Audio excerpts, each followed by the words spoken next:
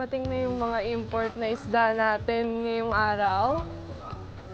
At i-unbox na natin sila para makita niyo yung mga itsura nila. Kadalasan ng mga oranda is from Thailand and halos lahat ng rancho natin dito is from Indonesia. Itong Khao Rancho. Meron tayong Sakura Tiny Tail Rancho dito. Ay, ganda na lang ako. Ganda lang ako.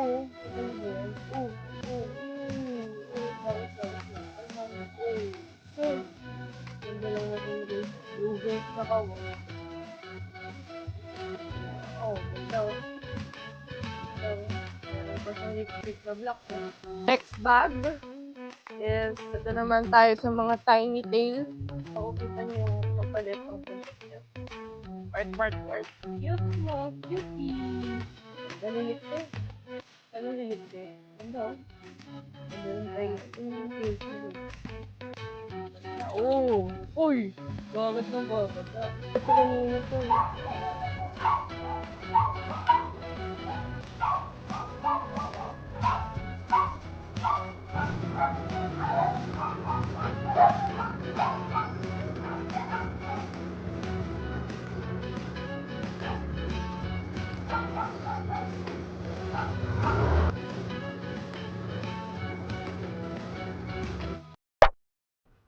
Minsan sa buhay, kailangan mo lang talagang ma-appreciate kung anong meron ka. Hindi ko na papatagalin to. Ako nga pala si Shane. Kaya tara, damay ka na rin sa laban ng buhay ko.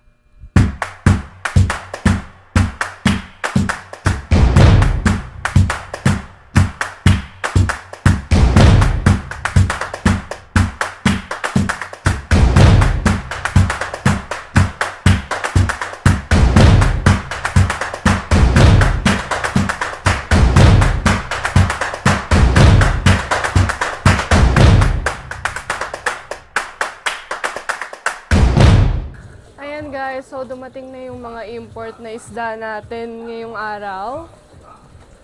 At i-unbox na natin sila para makita niyo yung mga itsura nila.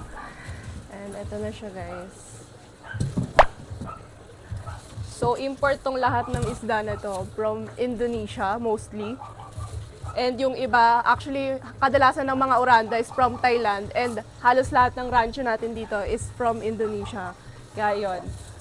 I-acclimate na natin sila dito sa quarantine tank nila bago natin sila ilagay dito sa main tank para hindi sila magkasakit or mabigla yung katawan nila.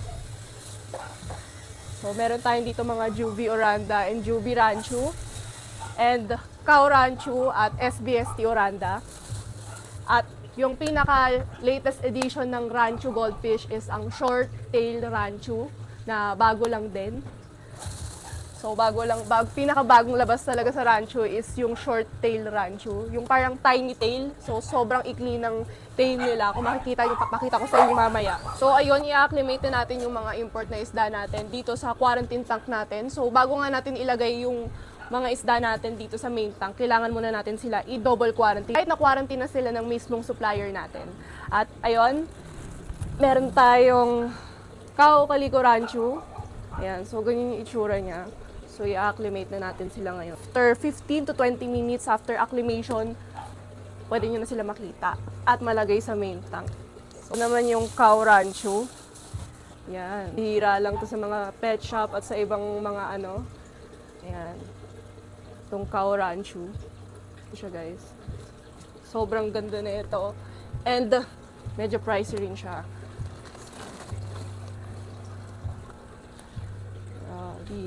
Ang gaganda.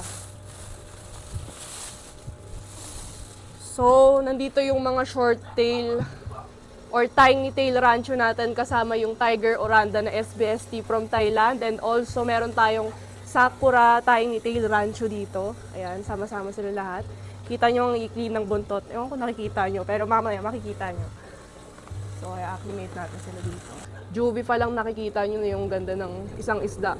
Malalaman nyo kung local or import. Makikita nyo talaga yung pinagkaiba niya.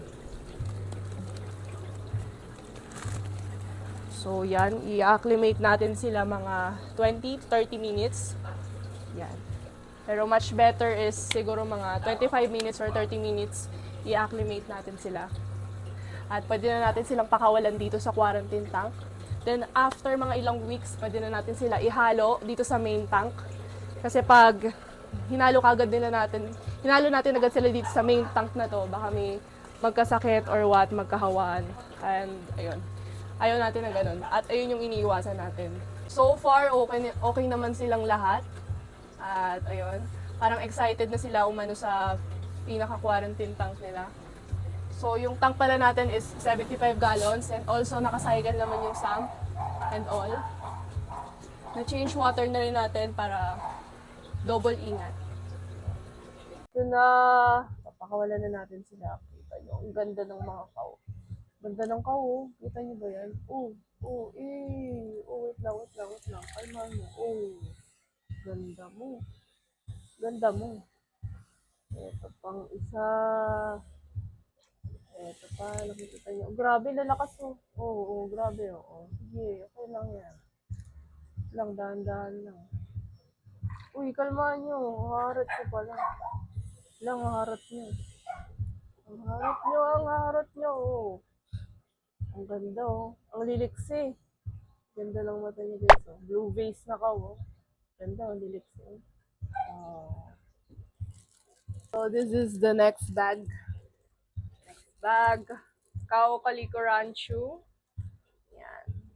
So, grabe liliksi nila guys. Ganda oh. Ganda oh. Meron pa siyang lipstick na black oh. Bye-bye. Ito pang isa. Liliksi rin to. Ang Calico Rancho. Pato pa. Ang ganda oh. Liliksi rin ito. Ganda oh. Ganda. Sino ka dyan? Calico Rancho. Ito pa. Ang ganda oh. May pagka-yellowish. Ang ganda. Ayan guys. Medyo malapit ka na sa BTRB ah. Ganda oh. May naligaw na Juby na Oranda. Yan, gawa mo dito. Gawa mo. Next bag is, ito naman tayo sa mga tiny tail. Papakita ko sa inyo. Ito yung tiny tail rancho. Tignan nyo to guys. Ang lala, ang ganda oh. Kita nyo yung pagkalit ng buntot niya. Wart. Cute mo, cutie. Yan ang tiny tail oh. Bye-bye. Liksi. Ito nyo liliksi. Ganda oh. Ganda ng tail. Ito yung tails niya guys. Ganda. Uy! Bakit nang babasa? Rancho na tiny tail din. Uy! Ang lakas. May pagkano siya. May pagka blue base. Tignan nyo naman yung ano niya kulay niya. Sakura. Liksi. Ito naman yung SBST Oranda natin from Thailand. Ganda oh. Ito guys. Natin SBST rin. Import from Thailand. Ganda. Sinong mama mo? So, ito yung last bag. Dito lahat ng mga Juby Rancho and Juby Orandas. Pakita ko sa inyo yung mga itsura niya para makita niyo yung quality. Grabe, ang ganda na ito. Oh. Tignan nyo to. Tignan yung Oranda na to. Bata pa lang kita-kita na yung kulay. Ang ganda. Oh. Juby yan ah. Ganda ng Oranda. Ganda na ito. Ito lemon head oh. Lemon head na Oranda. Ganda oh. Ano ba? Cute. Shoe. Ganda oh. Darang bagsak ng buntot niya. Ang cute oh. Ano yung mata? Parang siya may balbats oh. Meron pa. Ito ang laki oh. Parang siyang BTR. Ito BTR oh. BTR siya. Nagmumot pa lang oh. Ganda. Ganda. Black na black yung ang niya oh. Ganda. BTR Juby oh. Tignan niyo yung cute na itong dalawang to. Bumod pa lang. Cute. Parang taba. Taba ang ganda. Cute. Taba mo, B. Cute. Na ano. Parang gray something. Ganda oh. Cute. Ganda rin ang katawan niya. Juby rin to. Ganda, oh. Ganda ng kulay dito. Ano yung kulay? So, last natin is, yan, pagkano siya. Para-pares ng kulay, pero ikaw ng last one. Ano bang pwede yung pangalan dito sa Juby na to? Work. So, as of now, okay naman yung mga langoy nila and okay naman silang lahat. So, walang namatay and wala namang medyo hindi okay. So, halos lahat naman okay sila. Much better and yun. So, yun. Sobrang okay din talaga if yung mismong supplier nyo is na-quarantine na sila para double quarantine na lang din yung gagawin nyo. Yan. So, okay naman sila. Siyempre, yung iba dyan medyo stress pa, nag-a-adjust pa. Kita nyo yung langoy, oh. Mukhang okay naman siya. Hindi naman siya stressed. So, hindi sila nabigla. So, okay yung kaya mas okay talaga i-acclimate muna. Katulad nga ng ginawa ko kanina. Para hindi sila mabigla sa tubig and hindi sila masyadong stress. So, konti pa lang naman yung medyo stress dyan. Siyempre, ang haba ng biyahe nila. Like, ganda. Ganda. Tingnan nyo yung mga langoy. Sisigla, oh. Yan. Ganda. So, ayun, make sure to follow our page, SK Pet Project, for more and for inquiry, okay? So, available na and pwede na rin kayong mag-walk-in para mas makita niyo yung portion ng isda para makita niyo talaga yung actual na beauty nila. At ayun, pag walk-in, more discount to come. Ayan, bibigyan ko kayo ng discount. So, ayun, sobrang ganda as in sobrang okay yung transaction and all. Medyo stress lang sila kasi haba ng biyahe. Pero, yan, kita nyo naman. Okay naman sila lahat. Wala naman deads.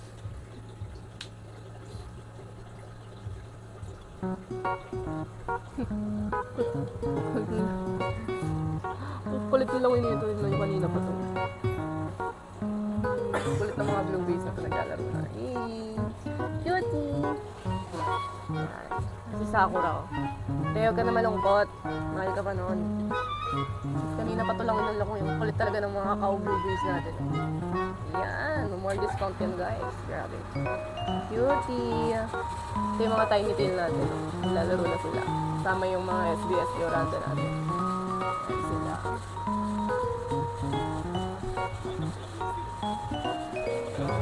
Ito naman yung mga matatagal ko ng mga alaga.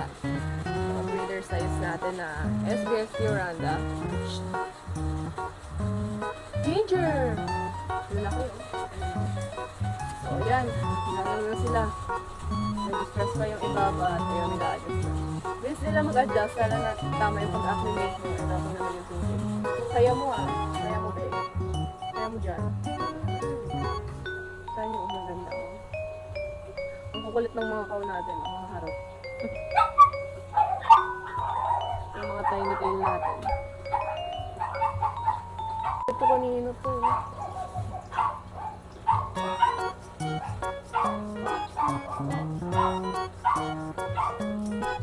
Ito naghahanap ng pagkain, mga patay gutom. So, bawal muna natin silang pakainin kasi nga bukas pa sila pwedeng kumain. Since mahaba yung biyahe natin, ayaw naman natin sila magkasakit at mabigla.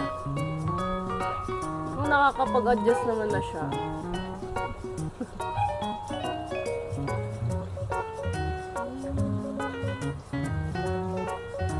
Ganda, oh. Parang ang bilis nyo mag-adjust parang wala nangyari sa inyo. Bumiyahe ba kayo?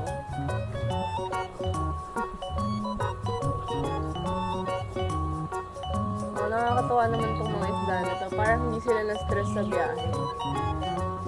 O yung layo ng binyahe nyo magkwento naman kayo. Hindi naglalaro kayo dyan. Ay, naghahabulan pa. Parang hindi naman kayo bumiyahe. Parang nasanay. Parang taga dyan na kayo.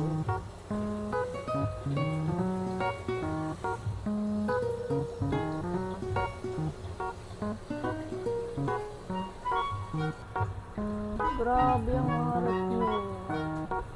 Pero talagang hindi kayo bumiyahe. Ano ba kayo?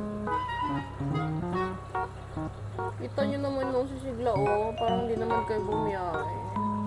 Ano yun? Na-predict nyo na? Taga dyan talaga kayo. Ay, ganda, oh. Kita nyo yun. Yan yung mga short tail rancho natin kasama yung mga SPST tsaka yung mga Juvie Oranda. Ito naman yung mga cow natin. Sila panay takbo kanina pa. Ito yung mga angel fish natin. Ayan yung mga Juvie natin.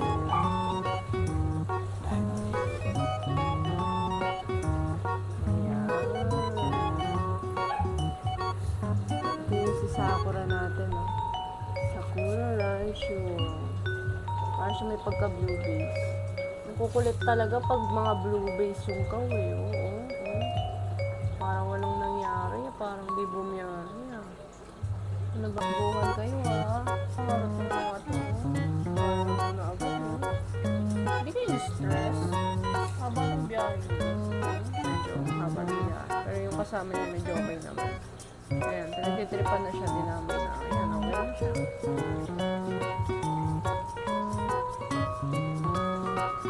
Ayan sila. Hindi sila mag-adjust.